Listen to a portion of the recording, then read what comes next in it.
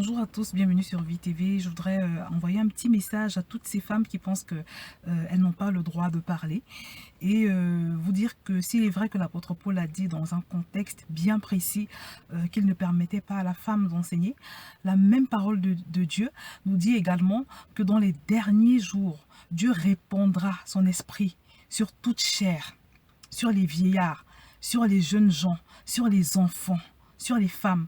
La parole de Dieu nous dit également que en Jésus-Christ, il n'y a ni homme, ni femme, ni juif, ni grec.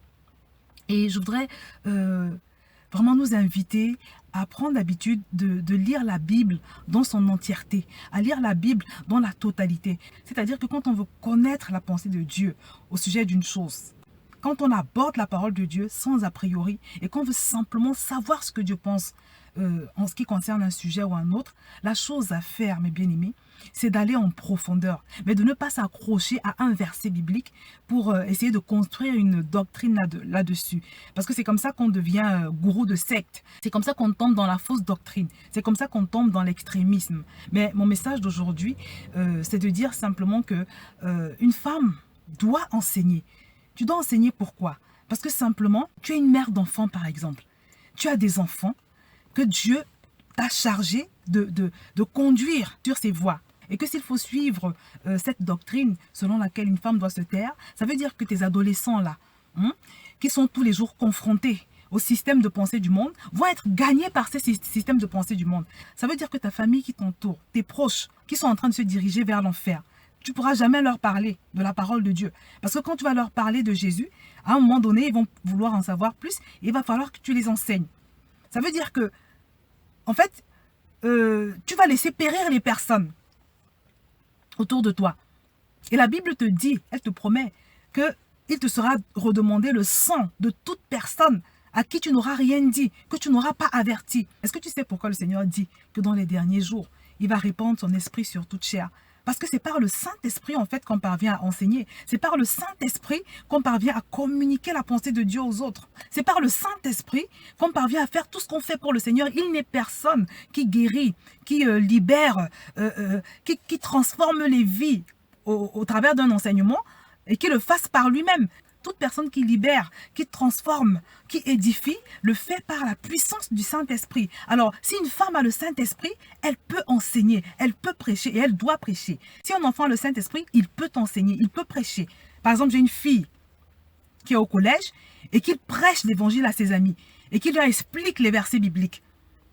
Si un vieillard a le Saint-Esprit, il peut enseigner, il peut prêcher. Parce que quelque part, c'est même de l'orgueil de dire que un homme enseigne ou une femme enseigne. Parce qu'en fait, celui qui enseigne, c'est le Saint-Esprit en l'homme. C'est le Saint-Esprit en la femme qui enseigne. À partir du moment où quelqu'un a le Saint-Esprit, il peut enseigner. Donc vraiment, essayons d'avoir un esprit ouvert, un esprit large. Ne lisons pas la Bible comme un livre de géographie. Ne lisons pas la Bible de façon linéaire. Parce que la parole de Dieu nous avertit que ça peut nous tuer. Elle nous dit que la lettre tue, mais l'esprit vivifie. Quand tu tombes sur un verset biblique, la question que tu dois te poser, c'est quelle est la pensée de Dieu derrière ce verset biblique? Le Seigneur n'attend pas qu'on pratique la parole de Dieu comme des moutons, comme des robots. Non, Dieu a des pensées dans son cœur. Et ce qui compte, c'est de comprendre, de cerner la pensée de Dieu, de comprendre ce que Dieu veut. Et le Saint-Esprit est là pour nous aider. Parce que sinon, Satan va te manipuler. N'oublie pas que Satan connaît la parole de Dieu. Donc quand il veut nous sortir des voies de Dieu, il utilise également les versets bibliques. C'est pour ça qu'il ne faut jamais se cantonner, il ne faut jamais se concentrer sur un verset biblique pour essayer de bâtir une doctrine. Il faut toujours aller en profondeur dans la parole de Dieu pour comprendre ce que la Bible dit, ce que les autres versets de la Bible disent en ce qui concerne ce sujet-là. Vous savez, une fois, l'évangéliste Reinhard Bonnke a été interrogé sur cette question. On lui a demandé pourquoi il laissait des femmes travailler avec lui. En passant, pour ceux qui ne le connaissent pas, c'est un grand évangéliste qui a travaillé pour le Seigneur pendant 40 ans durant lesquels il a gagné 75 millions d'âmes exactement. Donc c'est vraiment quelqu'un qui a œuvré pour le Seigneur au sens propre du terme. Donc il y avait des femmes dans son équipe. Il y a des gens qui lui ont demandé pourquoi il permettait que des femmes travaillent avec lui. Est-ce que vous voulez savoir ce qu'il a répondu? Il a répondu simplement que quand un homme est en train de se noyer et qu'il aperçoit une main tendue qui lui propose de sortir de l'eau, de le secourir, il ne regarde pas si c'est un homme qui lui tend la main ou si c'est une femme qui lui tend la main. Et moi, personnellement, je pense qu'il ne regarde pas non plus s'il s'agit d'un vieillard qui lui tend la main ou bien s'il s'agit d'un enfant. Mais il attrape cette main. Est-ce que vous savez que la parole de Dieu nous dit qu'il y a plus de joie dans le ciel pour une âme qui est sauvée que pour 99 justes qui n'ont pas besoin de repentance. C'est une chose qui est chère au cœur de Dieu. Dans un monde comme celui où nous sommes, un monde de perdition, où nos enfants ont besoin d'entendre la parole de Dieu, un monde où nos voisins, où tout le monde a besoin d'entendre la parole de Dieu. Est-ce que vous pensez qu'il faut laisser les gens mourir? Il faut laisser les gens périr? Parce que simplement on est une femme? Alors le Saint-Esprit que tu as en toi, tu penses que le Seigneur te l'a donné pourquoi? Pour quelle raison penses-tu que le Seigneur t'a donné ce Saint-Esprit? Moi, je voudrais donner un avertissement particulier aux femmes, parce que nous sommes en fait des éducatrices. En ce qui me concerne, par exemple, mon mari s'occupe de l'éducation spirituelle des enfants, mais il arrive très souvent qu'il soit absent. Il arrive très souvent qu'il soit occupé. Et quand il n'est pas là, je me charge de l'éducation spirituelle de mes enfants. Je ne vais pas les laisser périr. Parce que simplement, il y en a qui estiment qu'une femme ne doit pas parler.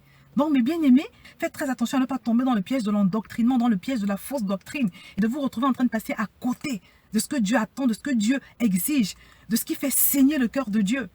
Donc voilà mes bien-aimés, ça ce n'est qu'une petite vidéo. Je ferai une vidéo plus approfondie sur le sujet. Mais déjà, je voudrais parler à mes sœurs, à mes bien-aimés qui sont convaincus et qui se permettent même parfois de venir me combattre sur ma page en me disant qu'une femme ne doit pas enseigner. Faites attention parce que comme je vous l'ai dit, Dieu vous redemandera le sang de toute personne que vous n'aurez pas avertie. Cette personne que vous n'aurez pas avertie va périr, mais le Seigneur vous dit qu'il va vous redemander son sang. Parce que si Dieu t'a donné son Saint-Esprit, tu as son Saint-Esprit, tu connais la vérité. Et tu te retrouves devant une âme en perdition. Tu ne sais même pas si demain cette âme en perdition sera vivante. Tu vas la laisser comme ça, sous prétexte que la femme ne doit pas enseigner? Non. Donc mes bien-aimés, je ne vais pas aller plus loin que ça. Comme j'ai dit, je ferai une vidéo plus approfondie sur le sujet. Mais déjà, je t'invite à être sensible au Saint-Esprit. À ne pas être simplement dans l'endoctrinement. Sois sensible au Saint-Esprit. Sois sensible au Saint-Esprit.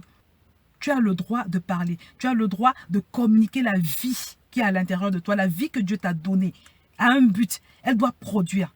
Et comme je l'ai dit, Dieu te demandera des comptes de cette vie qu'il a mise en toi. Il te demandera des comptes de ce Saint-Esprit qu'il a mis en toi. Donc je t'invite simplement à aller devant le Seigneur et à méditer sur ce sujet, à l'interroger pour vraiment recevoir la vérité en ce qui concerne ce sujet.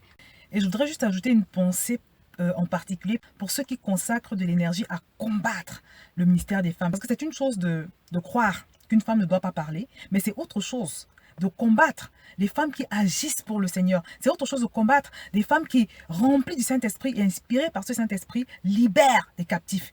C'est autre chose de combattre ces femmes qui guérissent les malades. C'est autre chose de combattre ces femmes qui amènent les âmes au Seigneur Jésus. Parce que le grand risque, quand on combat, quand on se lève pour combattre les gens, c'est de se retrouver à combattre Dieu.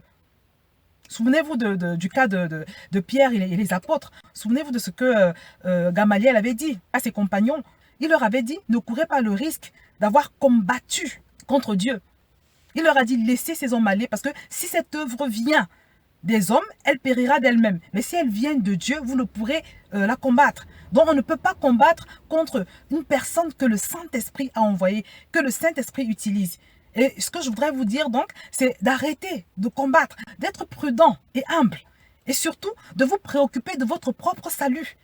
Parce que toi qui combats, ta sœur qui enseigne, ou bien toi qui es un homme et qui combat une femme qui enseigne, ce que tu dois savoir, c'est que tu rendras compte à Dieu pour toi-même. Tu rendras compte à Dieu pour toi-même.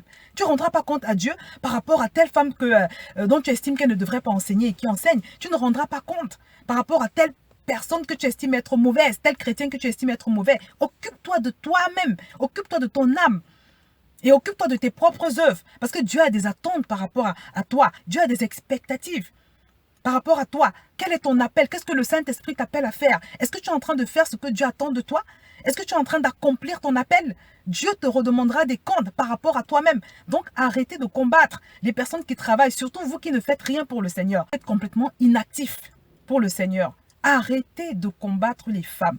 Mais employez-vous à faire ce que Dieu attend de vous. Employez-vous à travailler à votre propre salut. Parce que vous serez jugé par rapport à vos propres œuvres.